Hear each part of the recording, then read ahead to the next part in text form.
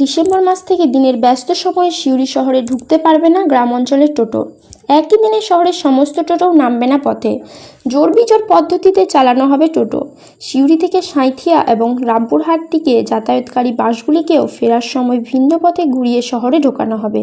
সিউড়ি শহরে যানজট নিয়ন্ত্রণের জন্যই শুক্রবার প্রশাসন, পুলিশ এবং সিউড়ি পুরসভার আলোচনায় এই সিদ্ধান্ত নেওয়া হয়েছে। অভিযোগ ছিল সিউড়ি শহরের যানজট পরিস্থিতি ক্রমশ হাতের বাইরে চলে যাচ্ছে, যা নিয়ন্ত্রণে কড়া পদক্ষেপের প্রয়োজন বলে দাবি তুলেছিলেন শহরবাসীর একাংশই। এই নিয়ে একাধিকবার সিদ্ধান্ত নিলেও প্রশাসনিক গড়িমসির কারণে তা কার্যকর হয়নি। তবে এবার সিদ্ধান্ত কার্যকর করতে মরিয়া জেলা প্রশাসন।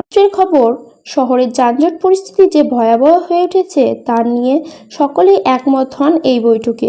পরিস্থিতি মোকাবিলায় নানা স্তর থেকে নানা প্রস্তাবও দেওয়া হয়। সকলের সঙ্গে আলাপ আলোচনার পর সিদ্ধান্ত নেওয়া হয়। সকাল 9টা